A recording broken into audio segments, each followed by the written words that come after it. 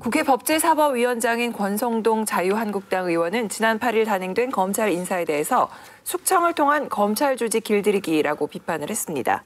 이 여당 의원이신데 표 의원님, 야당의 이런 비판에 대해서 어떻게 생각하세요? 야당은 충분히 그런 비판을 할 수 있죠. 또 해야 되고요. 그래야 견제가 되고 감시가 될 테니까요. 다만 앞서 말씀드렸지만 이번 인사의 어떤 예외성, 특별성, 그 급박성 이런 부분들은 좀 이해를 해 주셨으면 감사하겠습니다.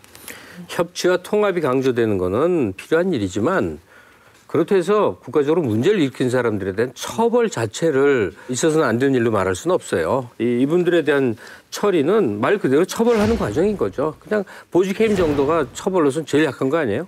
우리가 촛불 시위로 처음에 시작됐던 촛불 그게 혁명으로 완성됐다고 사람들이 얘기하는 가장 큰 이유 중에 하나는 뭐냐면은 대통령이라는 절대 권력을 끌어내리는 과정 자체가 아주 법적인 절차로 이루어졌다는 것 때문이에요. 그러니까 탄핵이라는 어떤 절차적 전환성을 확보해가지고 그것이 완수되었기 때문에 박근혜 대통령을 지지하는 분들도 헌법재판소의 판결이 나온 뒤부터는 끽소리할 수가 없는 거잖아요. 왜냐? 여러 가지 증거조사나 이런 걸 통해가지고 나온 결과니까. 그런데 지금 만약에 이런 인사조치 같은 것도 만약에 결과적으로 완성된 모습을 보여주려면 가장 적법한 절차로 했을 때 또 그 절차의 정당성을 확보했을 때 그 위력이 배가 된다는 생각 때문에 야당은 지적할 수밖에 없는 거죠. 근데 적폐청산이다, 보복 인사다. 저는 그거는 그냥 정말 같은 얘기예요. 동전입니다. 앞면 뒷면이 관계이기 때문에 긍정적으로 보는 분들은 적폐청산이라고 그럴 거고 그 상황을 부정적으로 바라는 사람은 보복 인사라고 표현할 거예요. 근데 지금 야당 입장에서 특히 고검장급 4명을 그 법무연수원 연수위원으로 보낸 거 이 문제에 대해서는 굉장히 아프게 받아들여야 됩니다.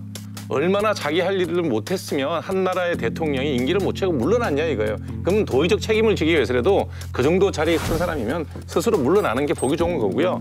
그다음에 검찰이 자리를 잡았을 때 그때 그 검사들은 코미 옆에 국장같이 정권의 핵심부에서 잘못한 게 있을 때 그때 목을 걸고 수사를 하고 처벌을 하겠다는 의지를 보이는 검찰이 된다면 지금 같은 절차적 그 하자, 정당성에 대한 문제는 덮어질 수 있지만 만일에 새로 사법부를 검찰을 다 인선을 끝났는데 그들 역시 정권 내부 문제에 대해서는 입 다물고 있다가 3년쯤 지나고 힘 빠질 때 돼서 온 국민들이 촛불 들고 나오는 상황이 또 된다면 지금 했던 모든 거는 보복이라고 요거도 먹겠죠. 다음번 인선이 완성된 검찰 조직은 청와대 핵심부에서 잘못한 게 있으면 크게 더 칼 댈 수 있는 사람들이 됐으면 좋겠어요.